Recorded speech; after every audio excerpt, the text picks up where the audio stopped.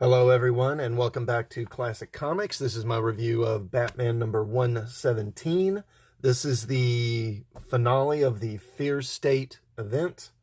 Again, written by James Tynion, with art by Jorge Jimenez. And this is, I believe, Tynion's final issue of the monthly Batman comic. This is his last monthly issue.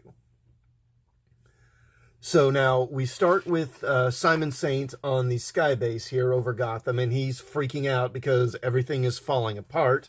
As he says here, I don't understand. I spent so much money. Why isn't this working? He's just a man in a suit. Why can't they kill him?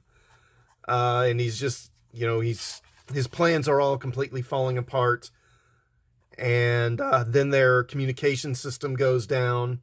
And this guy's telling him, hey, the mayor wants to talk to you. And he's saying, I do not have time for this crap. And then he's told about the earthquakes, that the city's starting to be hit by earthquakes, which, of course, is Poison Ivy's doing. And then Batgirl and Nightwing, Robin, and the other Batgirls, too, arrive and tell him that they're shutting his operation down. And they're going to be turning him over to the police. The jig is up. The game is up, basically. Then we go to Batman and Peacekeeper 1, who are still fighting down in the sewers.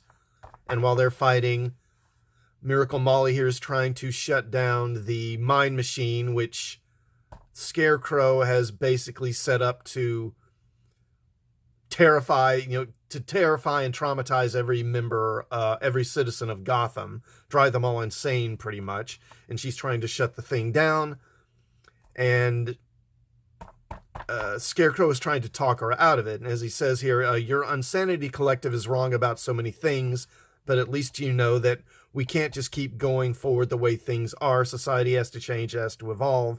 And he thinks this is the best way to do it. Now, the Insanity Collective, their idea is not to get people to change through forcing trauma upon them, but allowing people to use the Mind Machine to basically erase their painful memories, get rid of their trauma so that they can move past it. And she realizes that he's just trying to distract her. So she knocks him out. Then the thing's ready to be disarmed. And then she hesitates. She's not sure this is what she wants to do. Then we get this great 2-page spread here from Jorge Jimenez as Peacekeeper 1 and Batman fight it out. Then we go down to Eden under the city. And again, Harley has brought this other Poison Ivy in to confront Poison Ivy with her. And as she says here, way back before you died, right before the last time you attacked Gotham, the gardener saw that you might not survive, so she took the most precious, innocent part of you and put it in a seed and planted it safely away. Some bad guys got to it first and grew it into an ivy of their own, but Catwoman saved her, and then we found her and brought her back to you. And she says, the reason you're so angry and so hateful is because you've lost this part of you. You need to be reunited with it. And then the two ivies kind of merge together. And so once they get remerged, Ivy kind of calms down and realizes, says, I don't want to destroy the city anymore.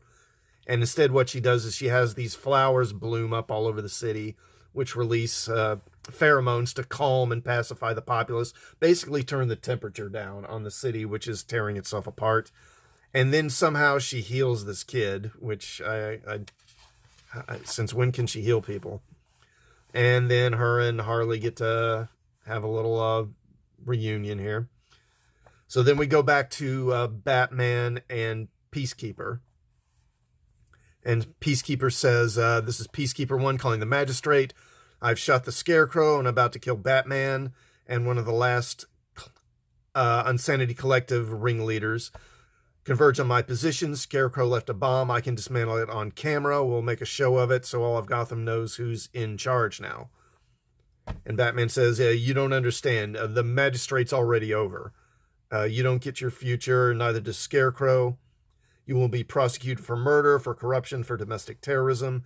You won't be a hero. You'll spend the rest of your life behind bars.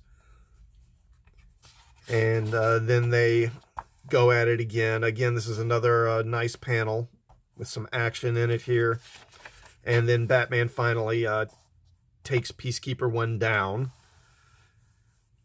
And then he asks Miracle Molly, have you disarmed that bomb yet? And she says, not exactly.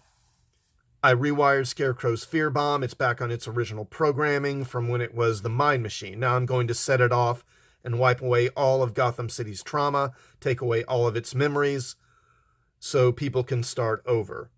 And Batman says, you can't do this. And she says, it's the only way this city is ever going to change.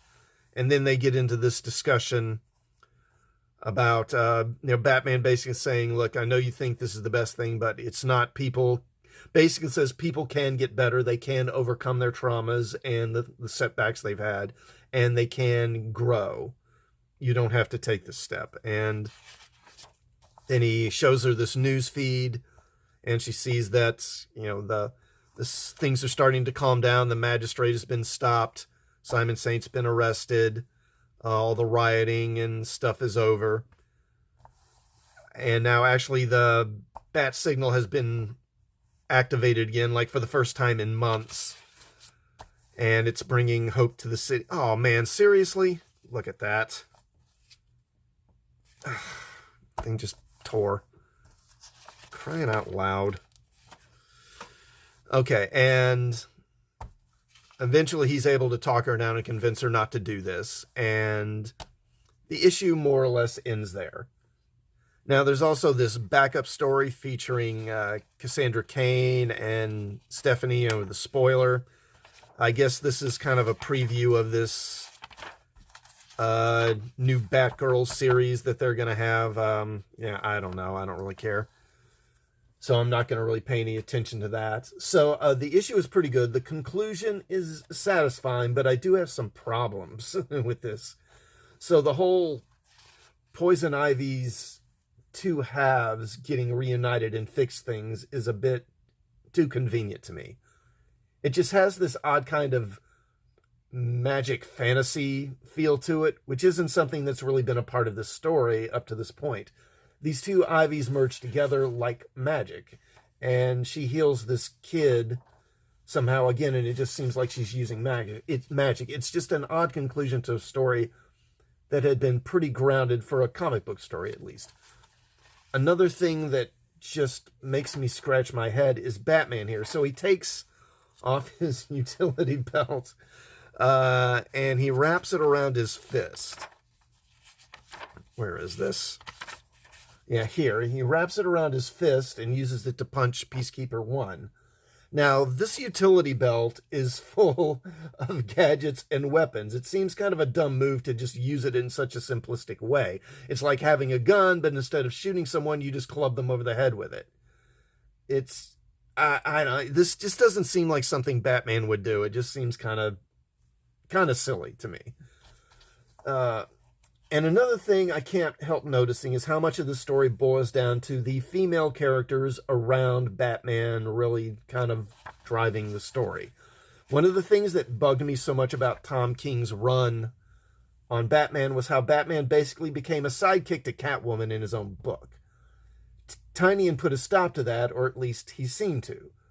But as the story has advanced, Tynion has kind of added in more female characters around Batman, and here at the end, it's Ivy who saves the city, just as much as Batman, and she wouldn't have done that without Harley, and Batman has to stop Miracle Molly from using the Mind Machine. It seems like the female characters in the end are just as, if not important to the plot, as Batman, at least here in the conclusion. So, I see what you're doing, Tynion. It's not as bad as what Tom King was doing, but I see what he's doing. The art is excellent. Jimenez he knocks it out of the park again. And the coloring is very good. And also, this was one thing I noticed with the coloring. So back here at the end, when Batman is talking Molly down and trying to convince her not to set that Mind Machine off, he takes off his cowl here, and I don't know if it comes through in the picture here, and you really can't see it so well. Here you can see it a little better. There's clearly a little